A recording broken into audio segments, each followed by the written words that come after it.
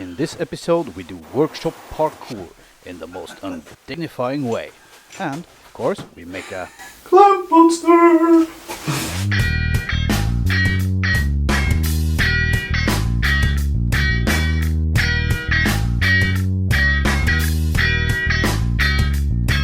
Hi guys, and welcome back to the show. Today we finished building the mobile table saw stand, so let's not waste any more time and get right onto it.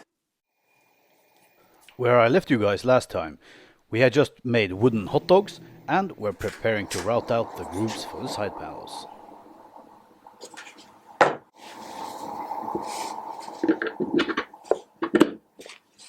It took a bit of trial and error, but finally I found that a 3/4 inch router bit gave the perfect fit.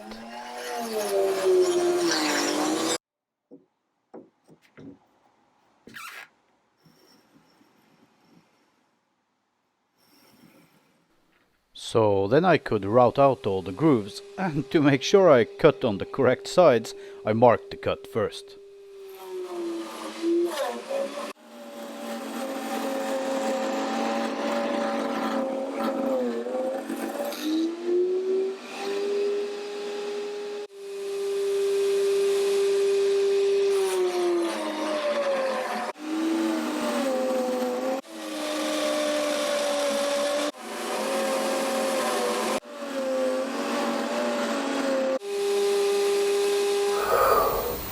Luke, I am Nomad Makes. Then I could cut the side panels with my track saw. To protect my workbench, I usually put a sheet of extruded insulation on top of it when making these cuts, and it works great.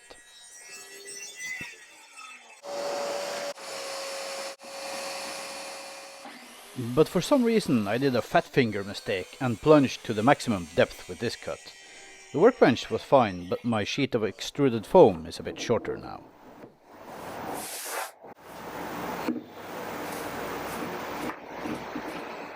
Now the legs were screwed back in place and I could test fit the side panels.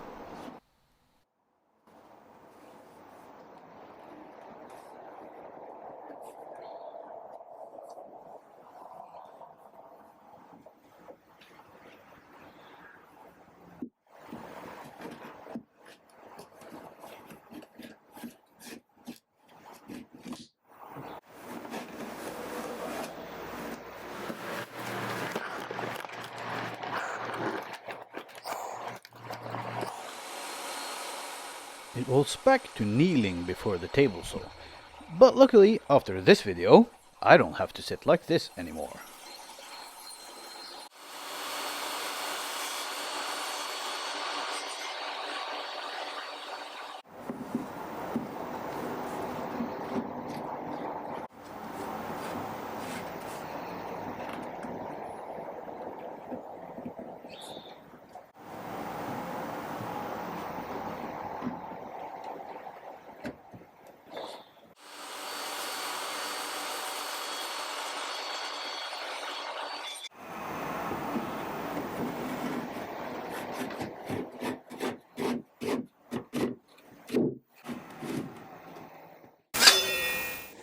Since we used a ton of glue in the last episode, I thought I'd show you a quick tip.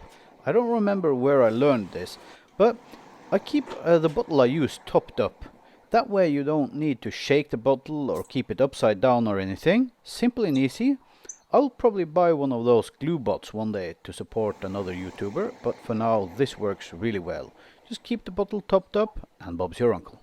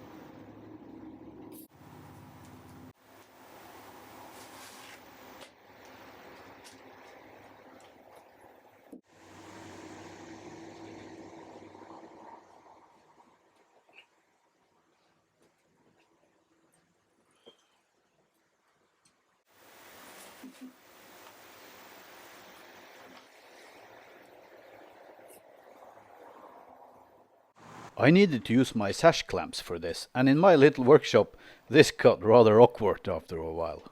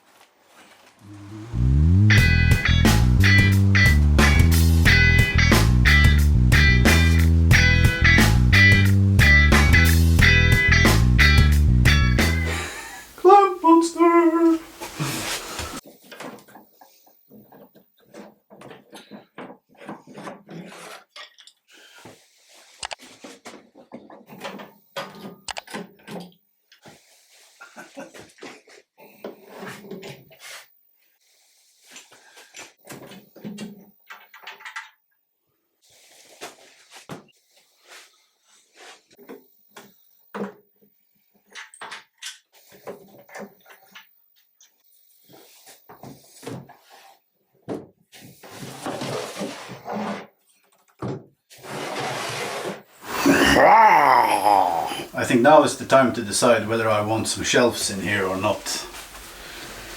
I could get more scrap wood in there if I put some shelves, but do I really want to? You know, I could get more, I don't know.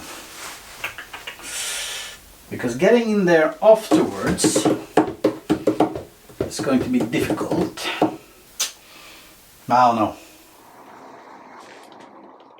I decided not to make any internal shelves, and Baby Vader used the force to prevent the camera from focusing.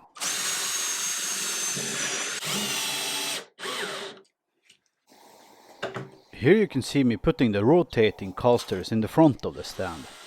However, that did not give enough friction, so I had to change it around and ended up putting them in the back, and that works really great.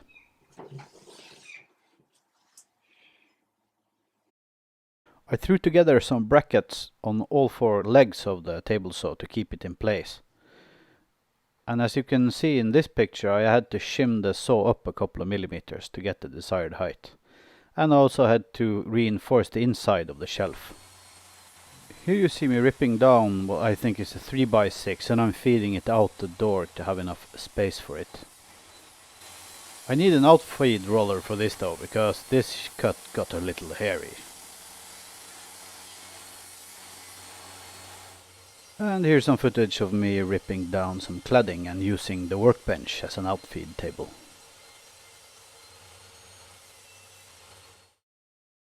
As you can see here, the final position of the rotating casters were in the back of the mobile stand.